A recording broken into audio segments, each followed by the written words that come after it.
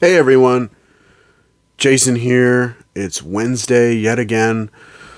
So here is another review of Obi-Wan Kenobi. This is part 5, so next week is the big finale. I will be talking spoilers, so if you haven't checked the episode out, turn off the video, head on over to Disney Plus, give episode 5 a watch, and then come on back and we'll share our thoughts on this episode. If that doesn't matter to you, or if you've already watched the episode, you have been warned, so let's go ahead and jump right in. As I had mentioned, this is the penultimate episode, so I had quite a bit to live up to, and I will give a shout out to Deborah Chow for really setting things up and answering quite a few lingering questions, but still wanting us to, still leaving us with more for next week's big, clearly big showdown between Darth Vader and Obi-Wan Kenobi, which, I'm pretty excited about. One big through line throughout the episode was a flashback sequence between Anakin and Obi-Wan sparring set prior to Attack of the Clones. I thought it was interesting just because it's their way of having sort of a dialogue between Anakin and Obi-Wan without actually having the two characters meet, face to face in the episode. It also kind of shows their clashing ideologies and the dichotomy between those two characters. I thought it just keeps it further develops the relationship and the where they differ from each other. One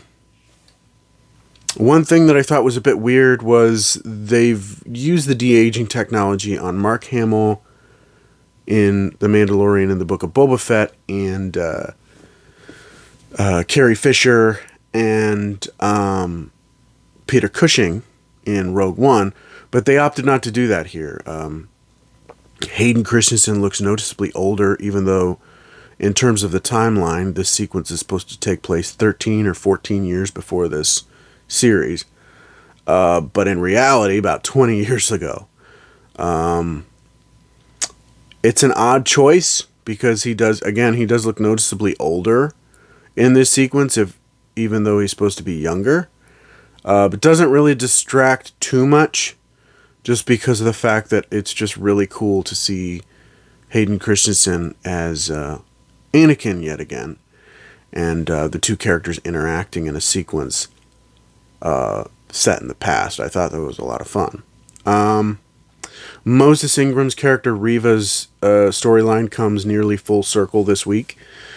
We finally get into her backstory and the her true motivations behind what she's doing.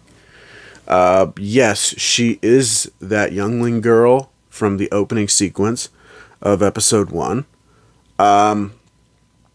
But unlike most Imperial characters who go turncoat, like most recently Tala in this series and Callus in Star Wars Rebels,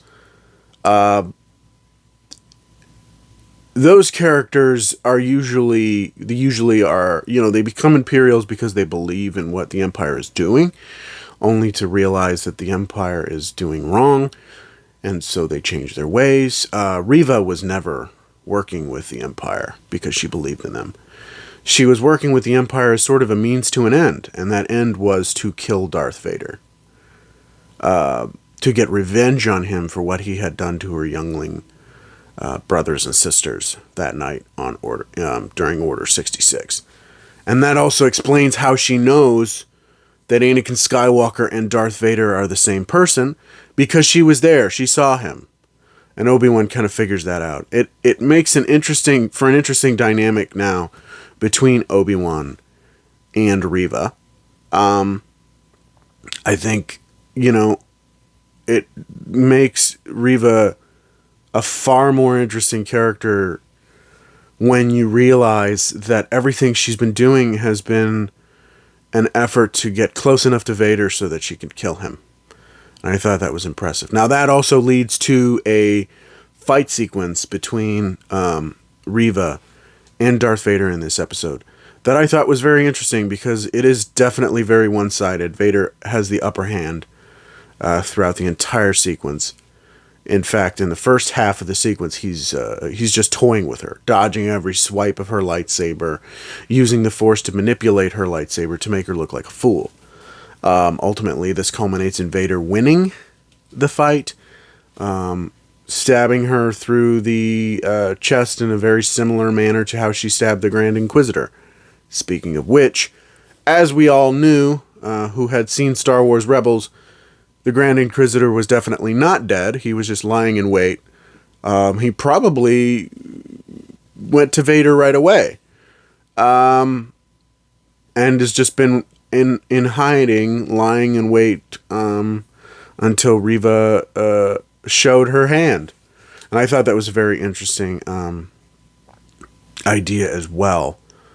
I really enjoyed Rupert Friend's interpretation of the Grand Inquisitor in the first couple episodes, and I was disappointed when he was killed off. But it was so nice to see that character come back again in episode 5, and more than likely I will be seeing a lot more of him in the next episode.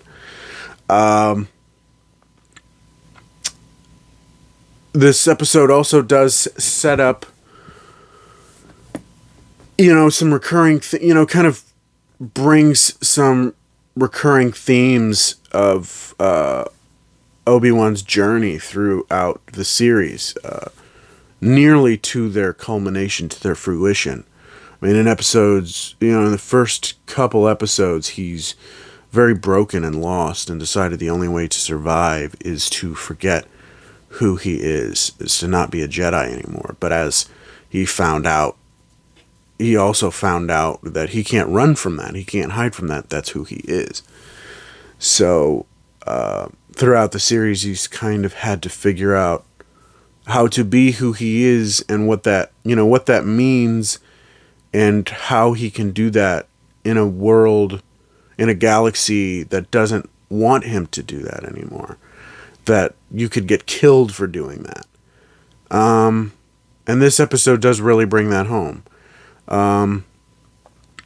That Obi-Wan is a Jedi, and he'll always be a Jedi. And so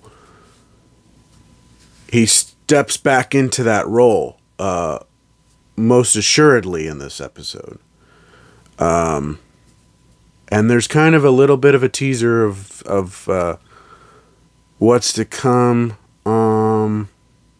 with Luke on Tatooine. So that should be interesting to see how that little tease at the end of the episode plays out. Riva finds a message that Bail Organa sent to Obi-Wan, kind of like, hey, where are you? What's going on? I'm a little worried for you. If I don't hear from you in a few days, I'm going to head towards Tatooine to help Owen with the child. So Riva knows there's another child on Tatooine. So what does that mean? What does that mean? Because Obi-Wan's a bit concerned, because he senses that through the Force, that she knows. So he's worried, like, oh no, I'm not gonna be there. I'm gonna fail my mission yet again. You could see all of that on Ewan McGregor. Another, testament to Ewan McGregor's performing skills, because you see that all in his face. So definitely a lot to set up, a lot to live up to in this finale. I cannot wait to see how this ends. It's been a lot of fun so far, and I think it's going to be quite a fun. And hopefully, I mean, as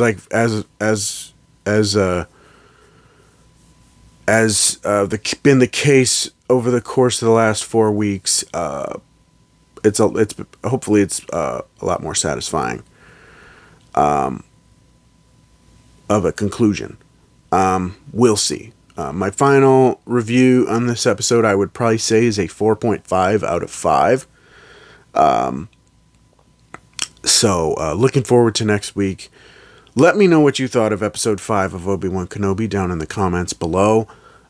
Don't forget to like, share, subscribe to my YouTube channel. Click on the notification bell to get updates on all my future videos, including my review of episode 6, the finale of Obi-Wan Kenobi next week.